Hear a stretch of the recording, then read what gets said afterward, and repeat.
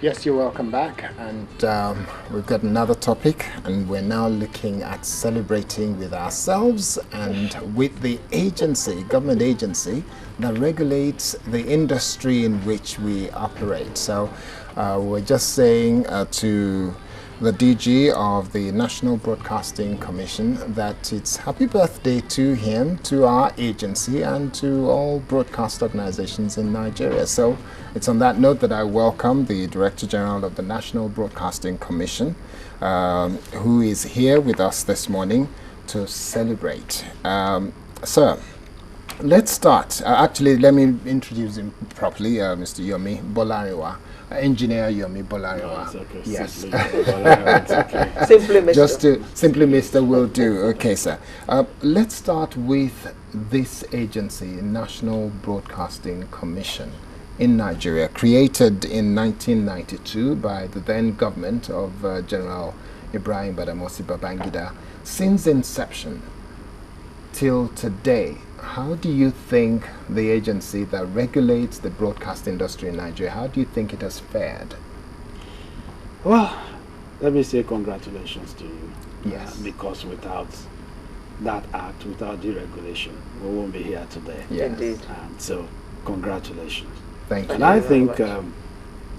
the National Broadcasting Commission has fulfilled the main agenda of government for creating deregulation in the broadcast industry.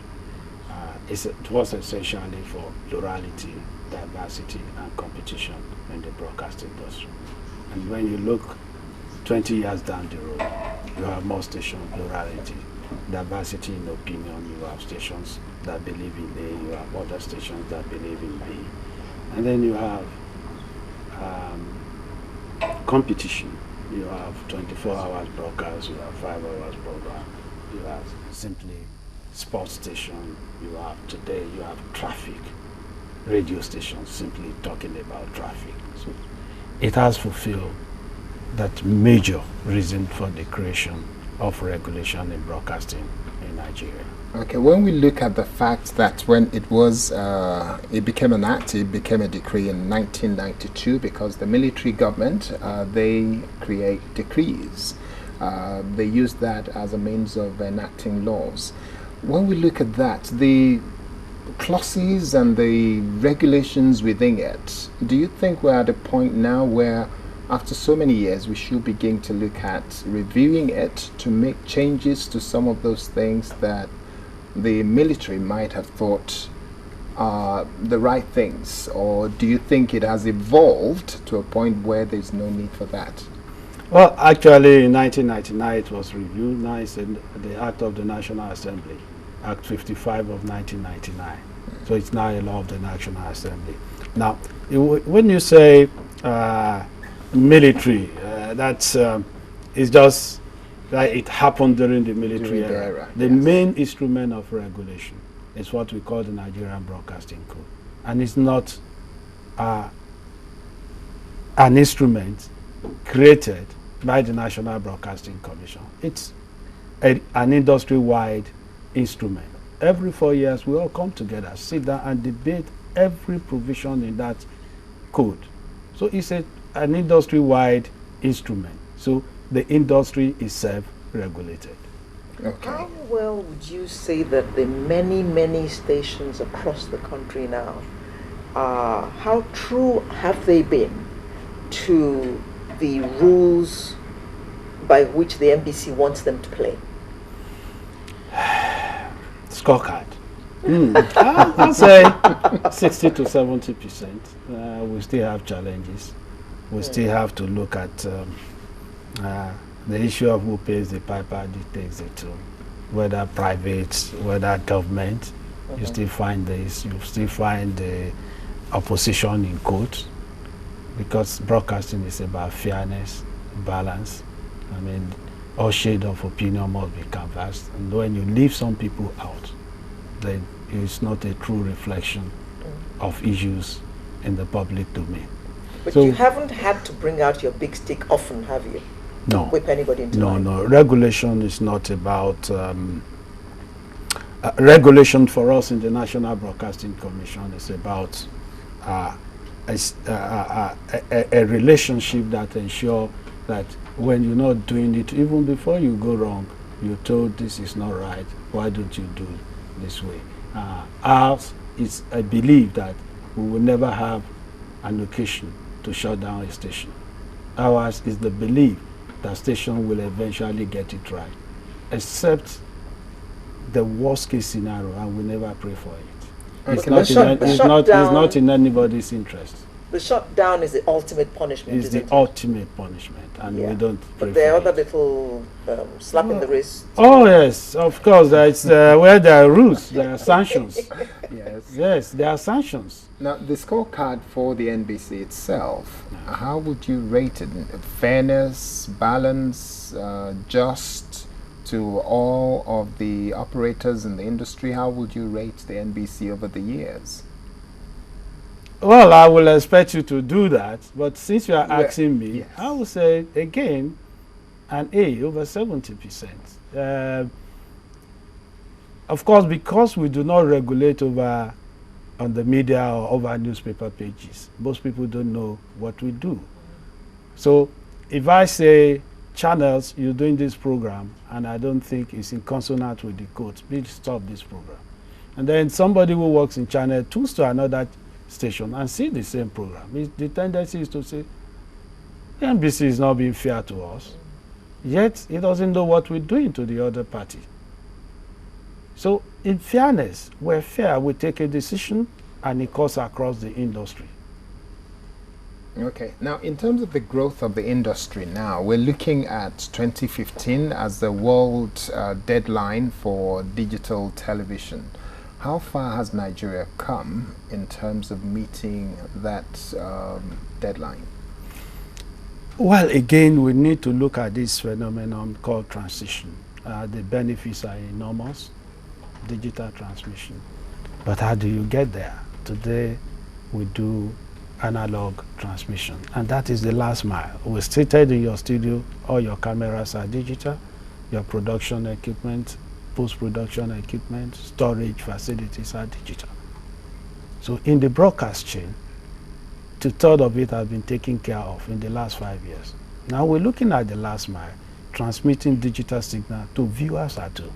Do the viewers at home have the ability to receive this digital signal?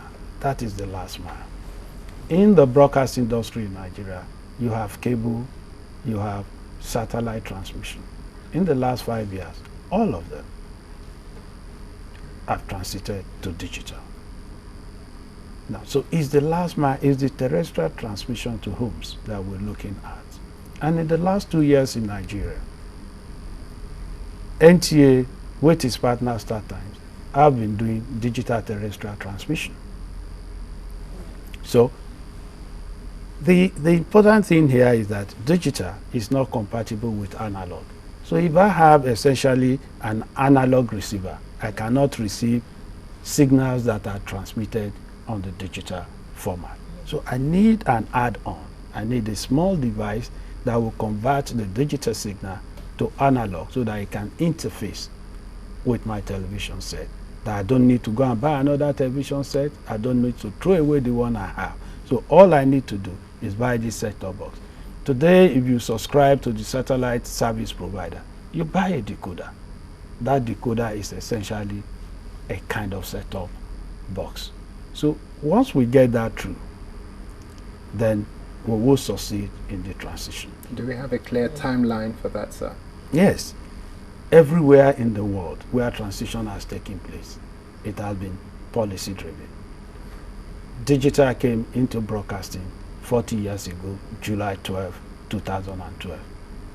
In America, transition started 1998, and up till first quarter of this year, there were still some small areas of analog transmission.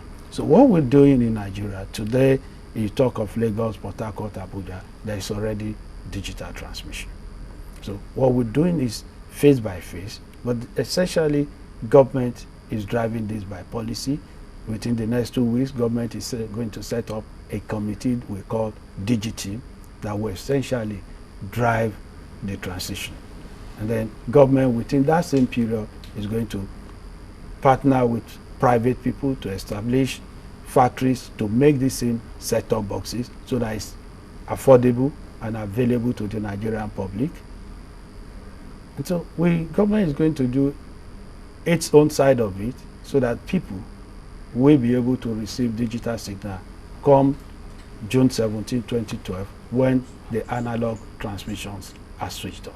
Okay, now as part of what government may need to do, the orientation, awareness, and engagement of the public, where are we with that? What percentage would you score the government in engaging the viewing public in terms of ensuring that they have an understanding of the transition to digital television? Well, essentially, I would say we have not even started. Now, why? Because, like I said, it is policy-driven, it is government-driven. Elsewhere, in other countries where it has not been policy-driven, they've moved 10 steps and then taken 20 steps backward because there's no enforcement, there is no law behind the drive. Now, as soon as the Digi team comes on board in the next 2 weeks, its main function is the publicity. Make it critical, quite clear to people. If you are buying television set today, what kind of television set should you buy? Should you buy a set simply because you saw an HD written on it? Does that translate that when it comes to digital you will receive signal? So we need to educate the public, and government is quite aware of that, and government through this committee, everywhere in the world where transition has taken place, a committee is set up to drive it. And so this Digi team made up of all stakeholders. For example, we're talking about what kind of sets should I buy? You need the custom. Custom should be aware that I cannot let this into Nigeria because elsewhere they have transited. Nigeria should not be dumping ground for disused analog TV sets. You need people in trade and investment. What kind of rebate should we give to importer of these new sets of equipment? So you need to tie all these knots together and have understanding before government says this is what we want to do and we'll start moving.